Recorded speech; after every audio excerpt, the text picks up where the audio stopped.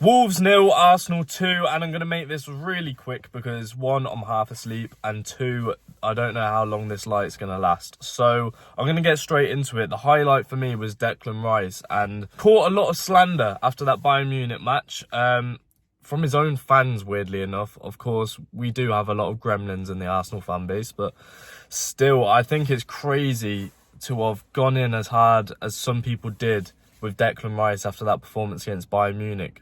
Considering Declan Rice has been easily Arsenal's best player this season. Yeah, you could argue Gabriel and Saliba, but Saliba and Gabriel would not have performed the way they have this season if it weren't for Declan Rice in front of them. And not just that, Declan Rice, as the 8, has been really good as well. And what really stood out was when Thomas Partey came on. He's had some really poor cameos since returning from injury, but this cameo was really promising, and we're really going to need Thomas Partey for these final 5 games. Declan Rice had the keys to go and run forward and progress the ball. People saying he cannot progress the ball are just crazy. If you don't think Declan Rice is a ball progressor, a ball carrier, you're nuts. It's very much a grind, that game. Of course, that Wolves team has decimated a lot of injuries, but we still had to get the job done, and they made it difficult. You could see we're playing on 50%. Saka looks cooked. We need to give him a rest, we really do. And I'm shocked that he didn't come off.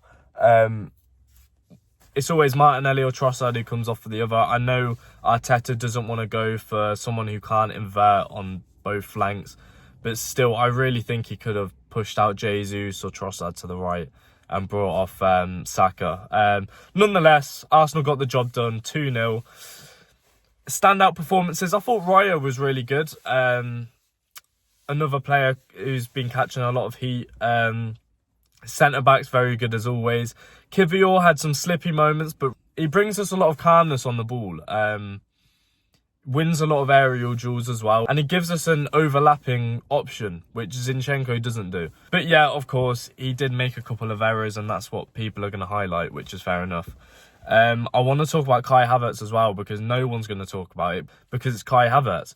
Before the game, I tweeted out, I'm not happy with Havertz in midfield, but he proved me wrong, and he had a really, really good game, in my opinion. Put himself about, showed a lot of energy, one of the few players who really showed a lot of energy, won a lot of aerial duels, won a lot of ground duels, was carrying the ball quite a lot, tracking back, playing as a second striker to Gabriel Jesus. And I really thought he had a really good game. I don't think he'll catch the praise that he deserves because he's Kai Havertz.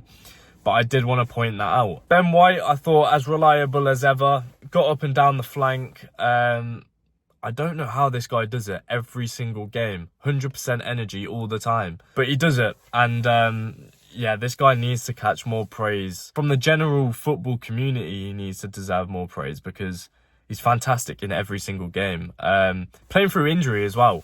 I do have to highlight Jesus, though, because for me, some decent moments, but it's just the jinky left and right. Just pass the fucking ball, progress the ball, take a shot.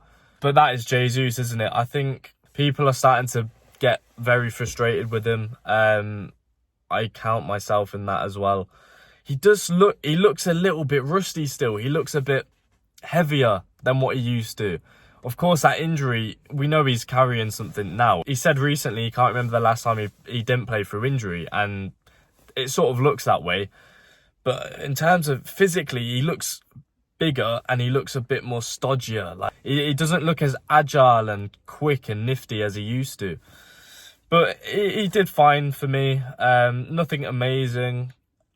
I think he was helped out a lot by Havertz playing off him, but he was a major part of that first goal, which we needed. It took a long time to break that Wolves defence open. We're missing a lot of chances, wrong decisions a lot of the time, but a bit of magic from Trossard. And who else was it going to be? It's always Trossard to bail us out. A scuff, but it ended up in the top corner. He's the one who makes a quick, decisive decision, unlike a lot of the other players.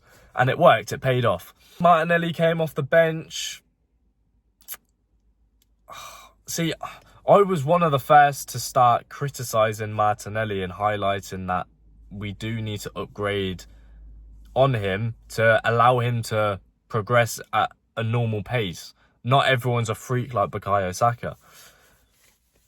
But I think people are now going a bit too much over the top, calling him shit, saying we need to sell him and stuff. That's way too much on the other side. This is what I don't get about football fans. It's either one end of the spectrum or the other end. And look, Martinelli, just let him progress, but we need to bring in someone else. That's all I'm going to say. But yeah, I'm going to leave it at that. I can see my lights dying. So a very short one. Good win. 5 games to go. Another clean sheet. Let's see if we can do it. See you soon.